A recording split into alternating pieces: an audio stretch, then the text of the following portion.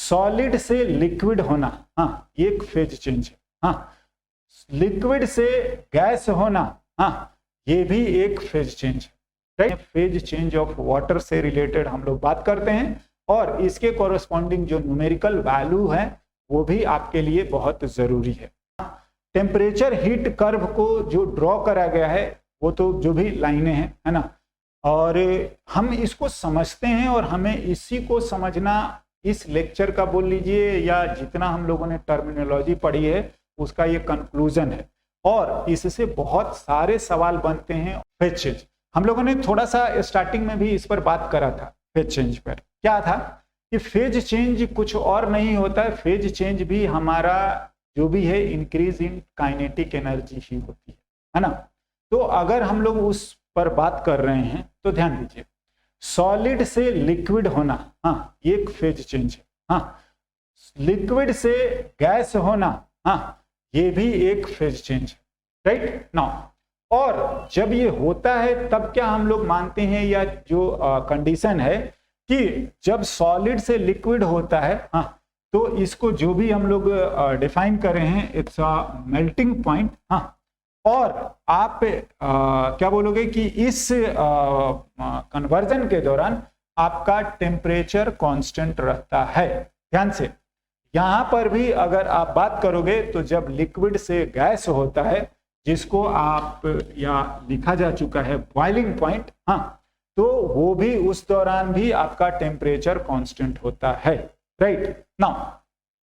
ये काम भी आपका अगर हम लिखें तो कांस्टेंट टेम्परेचर पर आएगा, राइट। और हम लोग लिखेंगे कि ऐसा होने के लिए आपको जो टेम्परेचर चाहिए वो टेम्परेचर क्या होना चाहिए, कांस्टेंट।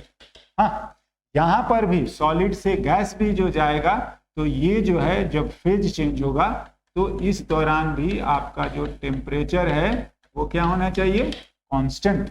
हाँ जी, बहुत ही इंपॉर्टेंट इंफॉर्मेशन है, राइट नाउ। इसको सॉलिड से लिक्विड जब बनता है हम इसको मेल्टिंग पॉइंट बोलते हैं। हाँ, एंड जब आपका लिक्विड से गैस बोलता है तो ये हम लोग बॉइलिंग पॉइंट बोलते हैं, ठीक है नाउ। अब देखिए इसमें एक टर्म हमारे सामने लिखा हुआ है लेटेंट हीट ऑफ फ्यूजन, हाँ, और यहाँ है लेटेंट हीट ऑफ वेपोराइजेशन। तो आता है लेटेंट हीट। तो लेटेंट हीट डिफाइन ही करा जाता है आपका फेज चेंज के दौरान, है ना। तो हम उस पर भी बात करते हैं और थोड़ा जो डेफिनेशंस हैं हम उसको लिख भी लेते हैं, है ना। तो फेज चेंज हम लोगों का वाटर का है और हम चाहेंगे कि कुछ जो आपका बेसिक डेफिनेशंस हैं उसको मैं लिख देता हूं, राइट। हालांकि यहाँ पर लिखा गया है, ठीक है ना, तो थोड़ा सा आप मैथमेटिकली इस चीज को लिख चुके हैं तो मैं इसको लैंग्वेज में भी लिखा देता हूं और मैं लिखता हूं, है ना। तो हम लोग लिखते हैं लेटेंट हीट, लेटेंट हीट। देखिए लेटेंट हीट, हाँ जी, अमाउंट ऑफ हीट रिक्वायर्ड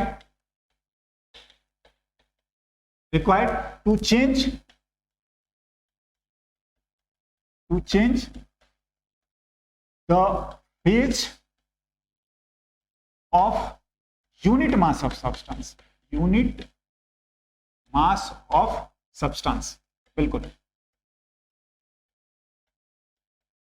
तो देखिए अगर आप एल की बात करेंगे तो अमाउंट ऑफ हीट रिक्वायर्ड और per unit mass, right.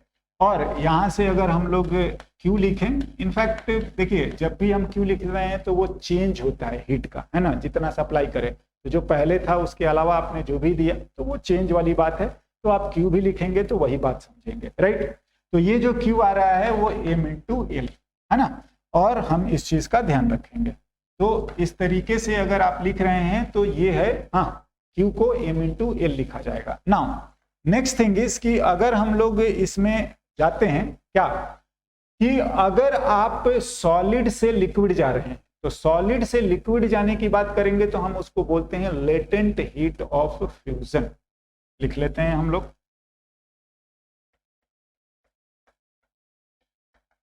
Latent heat of fusion. L F लिख सकते हैं, कुछ नहीं, बिल्कुल ऐसा ही है, amount of heat required to change the phase, कहां से कहां, सॉलिड टू लिक्विड, है ना। तो मैं ऐसा ना लिखते हुए सॉलिड टू क्या चाहिए, लिक्विड, बस इतना ही मैं लिख, है ना, सेम चीज, फेज यहां से आपका जो आएगा सॉलिड टू लिक्विड। तो ये एल एफ जब हम लोग लिखेंगे तो बिल्कुल ये यही आने वाला है। और ये जो हीट आएगा आप लिखोगे तो m इंटू एल एफ होगा। ध्यान से, ये जो भी आपका हो रहा है इस दौरान आपका टेम्परेचर जो है ना वो आपका कांस्टेंट रहने वाला है। ध्यान से, टेम्परेचर जो होगा ये आपका कांस्टेंट होगा। हाँ जी, बिल्कुल एट कांस्टेंट टेम्परेचर ही होगा। इसमें टेम्परेचर का वैसे टर्म भी नहीं है, तो वो आप एज अ हिंट भी काम कर सकते हैं, बट आप इसको ध्यान रखेंगे तो हम लोगों को ज्यादा फायदा होगा।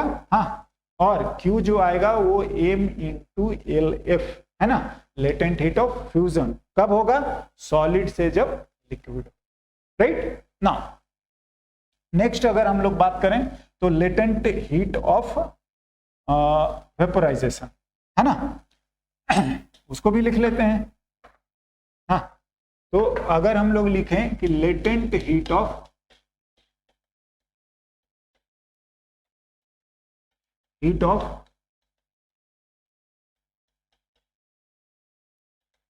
Vaporisation, L V, again amount of heat required, liquid to क्या, गैस, ध्यान से, liquid to gas. And again आप अगर Q लिखोगे तो m इंटू एल ही आएगा, ये एल भी लिख लीजिए। एंड अगेन आप यहां पर जा रहे हैं तो आपको टेम्परेचर फिर से आपका क्या होना चाहिए, ये कांस्टेंट। ध्यान से, ये होता है बॉइलिंग पॉइंट,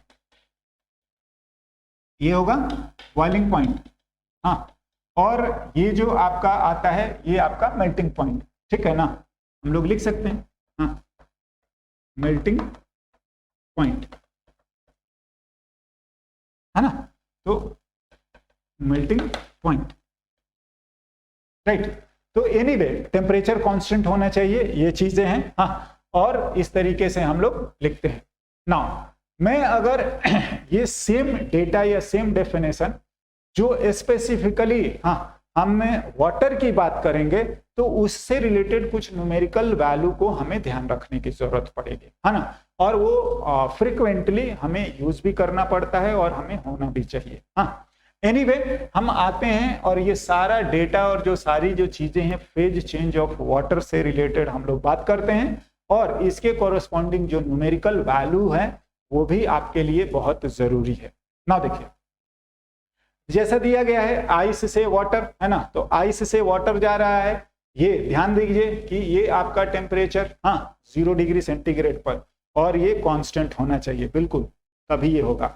और लेटेंट हीट ऑफ जो आपको लिख रखा है, ये लेटेंट हीट ऑफ आपका फ्यूजन है ना, एल एफ है, और एल एफ की वैल्यू 80 किलो कैलोरी पर केजी है, राइट। नाउ इसको मैं और थोड़ा एलोबरेट कर दे रहा हूं। दूसरा, सिमिलरली यहां पर 100 डिग्री सेंटीग्रेड पर है, और ये भी बिल्कुल कांस्टेंट होगा, ये भी आपका क्या होना चाहिए, कांस्टेंट, है ना, फेज चेंज के दौरान कांस्टेंट होना ही चाहिए। और यहां पर लेटेंट हीट ऑफ वेपोराइजेशन लिख रखा है, और वो 540 किलो कैलोरी पर केजी है। ये एक न्यूमेरिकल वैल्यू है, एक इंपॉर्टेंट वैल्यू है, और आप इसका ध्यान भी रखेंगे ध्यान से। नाउ अगर आप यहां पर जो हम लोग डेल्टा क्यू लिखेंगे वो आपका m इंटू एल एफ होगा, और यहां पर जो डेल्टा क्यू लिखोगे वो आपका आ जाएगा m इंटू एल वी होगा। समझ रहे हैं। नाउ मैं थोड़ा सा जो ये स्टैंडर्ड न्यूमेरिकल वैल्यू है उनको मैं लिख दे रहा हूँ, कई बार हम लोग यूनिट कन्वर्जन एंड सब में भी कंफ्यूज हो जाते हैं, है ना, तो मैं थोड़ा सा उस चीज को स्पेशली एलोबरेट कर दे रहा हूँ। चलिए हम लोग 2-3 न्यूमेरिकल वैल्यू को ध्यान रखेंगे ध्यान से, और जिसमें से आता है स्पेसिफिक हीट ऑफ वाटर। तो देखिए अगर इस वाटर बात करे जाए तो ये 1 कैलोरी पर ग्राम पर डिग्री सेंटीग्रेड है। ध्यान से पहले तो आप एस लिख ही लो ना, U/m डेल्टा टी तो होता ही है, तो हीट कैलोरी में मेजर हो रहा है, हालांकि ये जूल में भी होता है ना, लेकिन स्टार्टिंग में जो डेफिनेशन दिया गया है वो कैलोरी के हिसाब से, और यही डेटा ज्यादा इंपॉर्टेंट होता है या फेमसली यूज होता है। हाँ, जब भी हमें कैलोरी से जूल में कन्वर्ट करना होगा तो हम उस चीज को यूज करेंगे, और जो भी है मैकेनिकल इक्विवेलेंट हम लोग यूज कर लेते हैं, ठीक है ना। तो आप उसमें अलग बात है कि जब आपको जूल में कन्वर्ट होगा तो आप 4 पॉइंट जो भी है 2 कैलोरी को आप क्या करें 4.2 और कैलोरी कर देंगे तो ये आपका जूल हो जाएगा, है ना। तो ये अलग मैटर है, ये तो हम लोग करेंगे, लेकिन कैलकुलेशन अभी कैलोरी में चल रहा है। नाउ इसी को 1 किलो कैलोरी कर सकता है, पर केजी कर सकता है, पर डिग्री सेंटीग्रेड। हाँ, और अगर आप चाहते हैं तो आप कुछ नहीं 4.2 से मल्टीप्लाई कर दीजिए जो भी आपका ऊपर का डेटा है, तो ये फिर आपका जूल में चला जाएगा।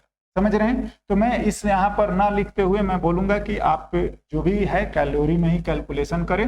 हाँ, ये दोनों याद रखें, या दोनों में से मैं बोलूंगा कि यही ज्यादा फ्रिक्वेंटली हमारा यूज होता है। 1 हाँ, स्पेसिफिक हीट अगर हम लोग लिखें वाटर का, सिमिलरली आप अगर बात करोगे वाटर का है ना, तो वाटर का हम लोगों ने लिख लिया। हाँ, अगर हम लोग आइस का लिखेंगे तो 1.2 या 0.5 ऐसे लिख लेते हैं कैलोरी पर ग्राम, देखिए पर डिग्री सेंटीग्रेड, है ना। तो ये आइस के लिए है, और सिमिलरली आप वेपर के लिए लिखेंगे तो वो भी हम लोग 0.5 कैलोरी पर ग्राम, है ना, पर डिग्री सेंटीग्रेड, ठीक है। तो ध्यान से ये एक स्टैंडर्ड डेटा है, तो अगर आपके न्यूमेरिकल में या जो भी क्वेश्चंस वगैरह में जो डेटा दिया है वो यूज करें, but it's a standard one, तो आप इसको यूज कर सकते हैं, कोई दिक्कत वाला बात नहीं है। समझ रहे हैं ना? तो हम लोग इसको बाकायदा यूज कर लिया करेंगे, राइट। नाउ नेक्स्ट अगर बात करी जाए तो देखो, एक तो कैलोरी में दिया है तो वो पर ग्राम होगा, और अगर किलो कैलोरी चला जाए तो वो पर केजी चला जाता है, दोनों किलो किलो, हाँ, तो कैंसिल हो जाएगा, यही बचेगा।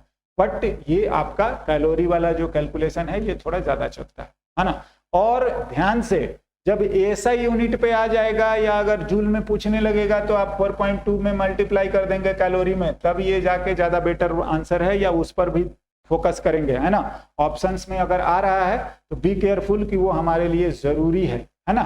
एनीवे, अब आते हैं लेटेंट हीट। तो लेटेंट हीट जैसा लिखा हुआ था, और आपको ध्यान भी रखना चाहिए, क्या है लेटेंट हीट ऑफ फ्यूजन। तो फ्यूजन का जो है LF जो लिख रहे हैं, तो देखिए होता तो आपका LF जो है वो Q/m ही है, मतलब ये अगर आप वाटर के आइस के लिए बात करेंगे तो ये आ जाता है 80 कैलोरी पर ग्राम। हाँ, ठीक है ना। या आप इसी को लिख सकते हो 80 किलो कैलोरी पर ग्राम। समझ रहे हैं? तो देखिए मैं वापस से बोलूंगा कि कैलोरी में लिखना हाँ तो पर ग्राम चलेगा, और किलो कैलोरी लिखोगे तो सॉरी ये गड़बड़ लिख दिया मैंने, है ना। तो यहाँ पर आपका जो है पर केजी होगा, राइट। आई होप आप समझ रहे होंगे, ठीक है ना। तो ये अगर कैलोरी में लिख रहे हैं तो पर ग्राम चलेगा, और किलो कैलोरी में लिख दिया तो पर केजी हो जाता है, उससे ज्यादा कोई दिक्कत वाला बात या कोई और नया बात नहीं, है ना। तो हम लोग इसको आगे बढ़ते हैं, राइट। नाउ इस कैलकुलेशन, हाँ, सिमिलरली आपको ये भी आएगा, क्या है latent heat of vaporisation, latent heat of vaporisation LV। हाँ, तो देखिए डेफिनेशन हम लोग तो बोले तो कि लेटेंट हीट का तो होगा तो यही, हाँ, और LV अगर हम लोग स्टीम का लिखते हैं, हाँ, राइट, वेपोराइजेशन, तो स्टीम का अगर लिखोगे तो ये 540 कैलोरी पर ग्राम, या आप समझ ही रहे हैं कि हम 540 किलो कैलोरी अगर लिखें तो ये पर केजी, राइट। हाँ, तो देखिए अगर आप बात करेंगे तो मैं थोड़ा सा अगर आपको दिखाऊं कि जो हम लोगों ने डायग्राम में लिख रखा था, ये देखिए ये सब किलो कैलोरी में लिख रखा है। तो किलो कैलोरी में लिखा है तो पर केजी लिखे हैं, किलो कैलोरी में लिखा है तो पर केजी लिखे हैं। हाँ, और ज़्यादातर हमारे न्यूमेरिकल्स या क्वेश्चंस में जो आते हैं वो आपका पर ग्राम आता है। तो ध्यान से, दूसरा इन कैलोरी हो या किलो कैलोरी हो, ये दोनों के दोनों ऐसा यूनिट नहीं है।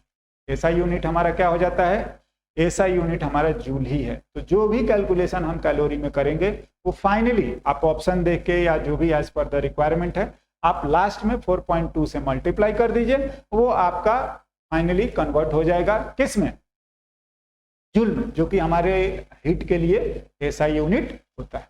ओके, नाउ नेक्स्ट हम लोग लेटेंट हीट के बाद आगे चलते हैं टेम्परेचर हीट कर्व। हाँ, टेम्परेचर हीट कर्व को जो ड्रॉ करा गया है वो तो जो भी लाइनें हैं, है ना, और हम इसको समझते हैं और हमें इसी को समझना इस लेक्चर का बोल लीजिए या जितना हम लोगों ने टर्मिनोलॉजी पढ़ी है उसका ये कंक्लूजन है, और इससे बहुत सारे सवाल बनते हैं और एक जो लिखा गया है वो भी हमारे लिए बहुत इंपॉर्टेंट चीज है। नाउ नेक्स्ट, अगर मैं पहले तो आपको थोड़ा सा समझाना चाहूंगा कि जो हीट हम लोग लिखते हैं, तो मैं यहाँ पर नोमेनक्लेचर कर रहा हूँ, ये रहा ए, ये रहा बी, ये सी, ये डी, ये ई, और चलिए ये F। हाँ, और ये बात हो रहा है टेम्परेचर हीट कर्व। ध्यान से, तो अगर टेम्परेचर हीट कर्व हम लोग जनरल वे में बात करें एंड दूसरा अगर हम लोग दूसरा वाटर के लिए बात करें तो थोड़ा आपको समझने में ज्यादा आसान होगा। क्या कि हम इसको चाहते हैं कि ए को मैं बता देता हूं, ये माइनस जो लिख रखा है टेम्परेचर, तो देखिए माइनस टेम्परेचर में सॉलिड होना, बहुत सारे सब्सटेंस लिक्विड में भी मिल सकते हैं, तो थोड़ा आपको कंफ्यूजन हो सकता है कि कौन सा सब्सटेंस है नॉट। तो मैं ये लेके चल रहा हूं कि हम आइस की बात करते हैं, हम वाटर की बात करते हैं, और उसी के रिलेवेंट ये आपका डायग्राम भी ड्रॉ करा गया है। क्या बोला जा रहा है, देखिए कि अगर हम लोग इस तरीके से लिखें, है ना, anyway, तो बात ऐसा है कि ए जो है, हाँ, ए जो है वो आपका आइस, हाँ, जो बीसी है, बीसी ये आपका आइस एंड वाटर। अगर आप इसको देख के समझ पा रहे हैं तो बहुत अच्छी बात है, नहीं तो हमें ये समझना है। आप सी से डी की बात कर रहे हैं तो ये आपका वाटर है, हाँ, सी से डी वाटर है, एंड डी से ई की बात कर रहे हैं तो ये वाटर, हाँ, एंड वेपर, स्टीम, दोनों है, डी से ई, हाँ, एंड अगर आप ई से एफ की बात कर रहे हैं तो ये आपका वेपर या स्टीम, जो भी लिखना चाहें आप, सॉरी स्टीम, है ना, ऐसा। तो आप इस चीज को पहले समझिए कि जो ये चीजें ग्राफ में लिखा गया है वो इस तरीके से है। आप कैसे समझेंगे, पहला जो ये ग्राफ ड्रॉ कराया जा रहा है या जो हम लोगों ने ग्राफ लिखा है वो है आपका टेम्परेचर वर्सेस हीट, है ना, क्यू, राइट, हाँ, Q, yes. Now the thing is कि पहले आप ए को आइस मानते हुए, है ना, हमने बोला कि माइनस में तो सॉलिड रहेगा, तो ये जो है आपका सॉलिड है, ध्यान से, ये जो है आपका सॉलिड है, और सॉलिड में अगर हम लोग टेम्परेचर बढ़ाएंगे, हीट सप्लाई करेंगे तो टेम्परेचर बढ़ेगा। ध्यान से, यहां पर जो आपका चल रहा है तो ये आपका टेम्परेचर जो है वो बढ़ता जाएगा, हाँ बिल्कुल, ए से बी, सॉरी, हाँ, ए से बी जो है वो टेम्परेचर बढ़ता जाएगा। नाउ ए जो है आई से बी तक वो आई से होगा, और अगर आप देंगे तो सेम फेज रहा, हाँ, तो ये ए जो है आई से है, बी तक आई से, हाँ, ए से बी जो है वो पूरा का पूरा आपका आई से है, टेम्परेचर बढ़ता जाएगा, हीट दोगे तो। नाउ बी से सी आ रहे हैं, आइस वाटर है ये, जैसा कि डिनोट भी करा गया है ना। और ये 0 डिग्री सेंटीग्रेड पर, अगर नहीं दिख रहा है तो, है ना, मैं थोड़ा हाईलाइट कर दिया। एनीवे, तो BC जो है वो आपका टेम्परेचर कांस्टेंट है, और ध्यान दो आप स्टिल हीट सप्लाई कर रहे हैं। हाँ, तो अगर हीट सप्लाई कर रहे हैं और टेम्परेचर कांस्टेंट है तो ये तभी होता है जब फेज चेंज है। तो BC जो है आइस वाटर दोनों है, और ये जो है आपका बिल्कुल ये क्या है, फेज चेंज है, फेज चेंज है ना।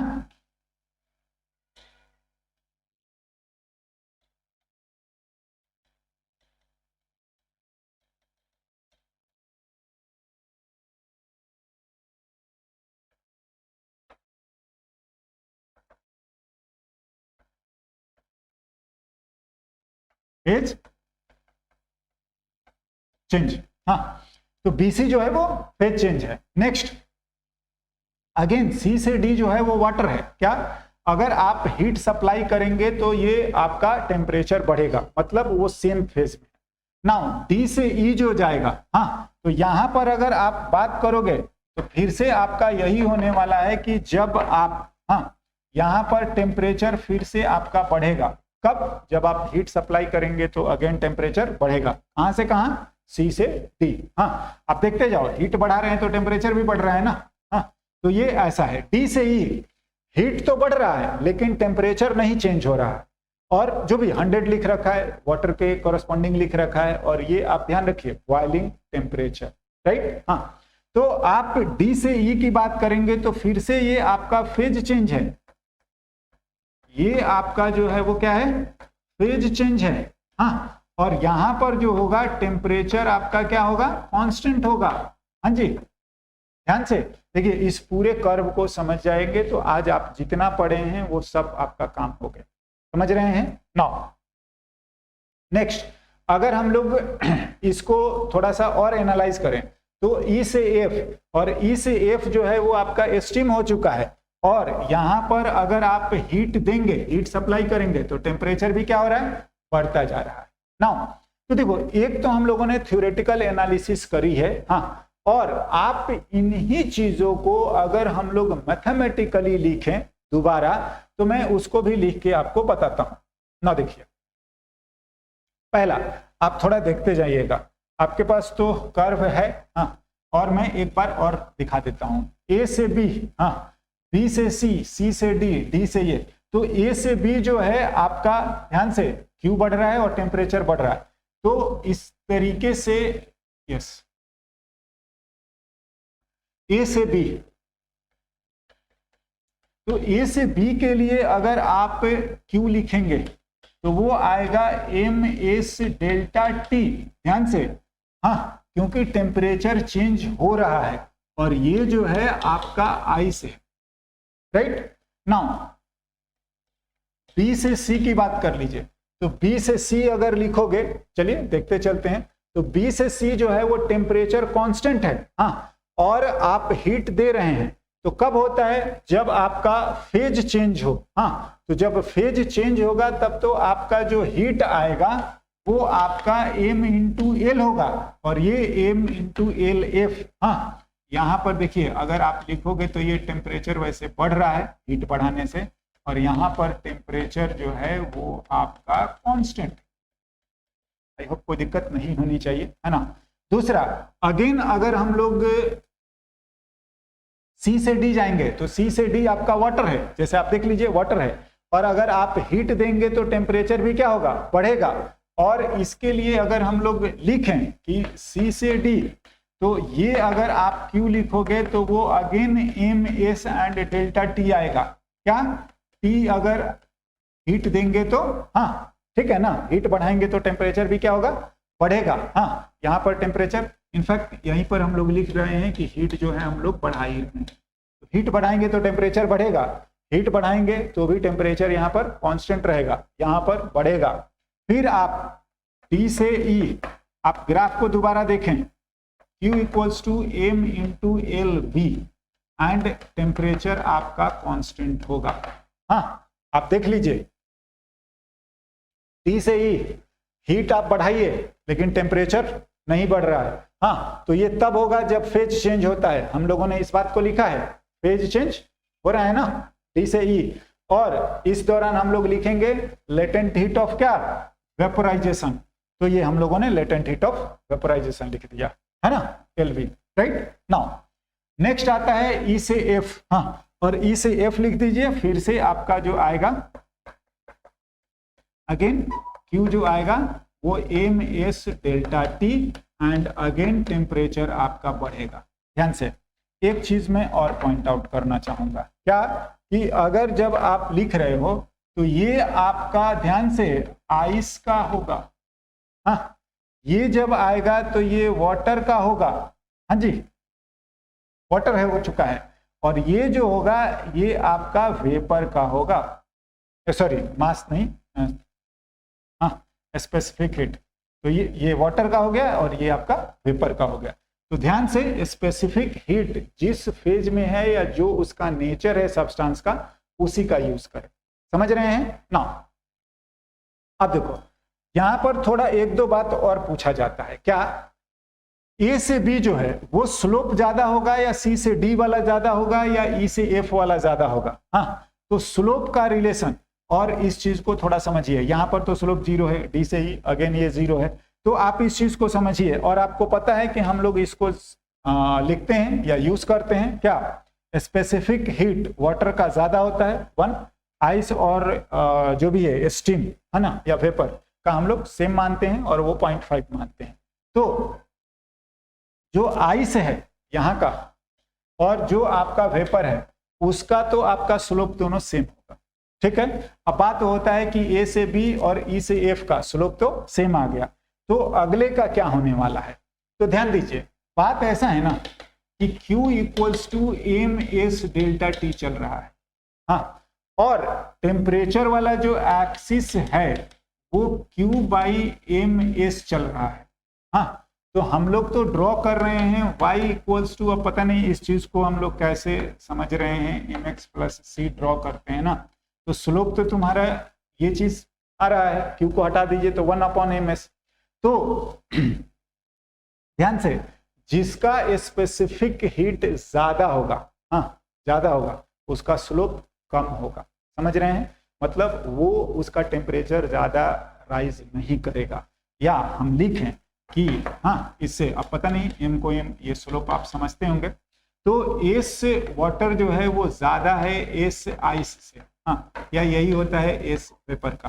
तो स्लोप जो है, स्लोप वाटर वाला कर्व का जो होगा वो कम होगा। हाँ, किससे, स्लोप जो है आपका आइस का, और ये बराबर होंगे, ठीक है ना। तो एनीवे अगर आप थीटा की बात करोगे तो थीटा वाटर वाला कम होगा, थीटा किससे, आइस से। और इस पर भी हमसे सवाल पूछे जा चुके हैं, समझ रहे हैं ना। सो आप इसका भी ध्यान रखें। वैसे जो ड्रॉ करा गया है उसको देख के तो डायरेक्टली बोलना थोड़ा गड़बड़ हो सकता है। हाँ, तो आप देख लीजिए, ये जो थीटा आई, थीटा डब्ल्यू और थीटा एस जो लिख रखा है, तो वो बोल रहा है कि ये थीटा डब्ल्यू जो है वो छोटा होगा किससे, थीटा आइस से। और ये थीटा जो है आप, सॉरी क्यू नहीं है ना, क्यू नहीं, थीटा आइस, और ये बराबर होगा थीटा आप स्टीम या वेपर, है ना। तो ये चीज आपका रिलेशन ध्यान रखना, राइट। नाउ हम इस तरीके से जो इसका बेसिक टर्मिनोलॉजी है हमने उसको लिखा है, और जो इससे रिलेटेड जो क्वेश्चंस हैं वो आपके इन्हीं फॉर्मूले पे आने वाले हैं। और मैं बोलूंगा कि आप इसको एक बार अच्छे से रिवाइज करें, और हम लोग आते हैं नेक्स्ट इसके कुछ प्रैक्टिस क्वेश्चंस पर। ओके।